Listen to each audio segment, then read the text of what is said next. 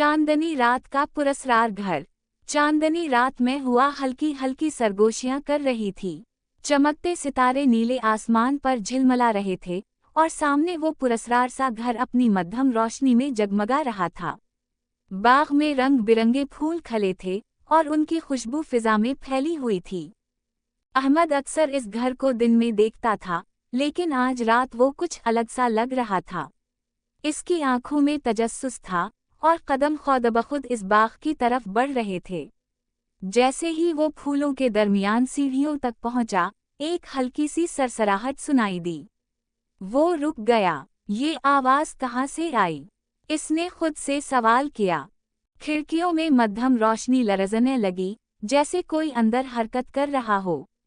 दरवाजा आहिस्ता आहिस्ता चरचराते हुए खुलने लगा। अहमद का दिल तेजी से धड़कने लगा, लेकिन इसकी तजस्सुस भरी आंखों में खौफ के बजाय हैरत थी। इसने हिम्मत करके अंदर झांका। अंदर एक पुराना कमरा था, जिसकी दीवारों पर पुरानी तस्वीरें लटक रही थीं।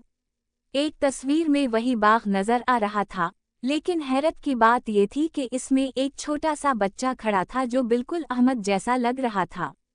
ये कैसे मुमकिन है? इसने हैरत से सरगोशी की। तभी एक नरम सी हंसी सुनाई दी। अहमद ने पलट कर देखा, मगर वहां कोई नहीं था। अचानक हुआ का एक झोंका आया और दरवाजा बंद होने लगा। अहमद ने जल्दी से कदम पीछे हटाए और बाहर भाग गया। बाग में पहुंचकर उसने पलट कर देखा, वही पुरस्कार घर अपनी रोशनी में खड़ा था, लेकिन अब वो खिड़की जिसमें रोशनी लरज रही थी, मुकम्मल तौर पर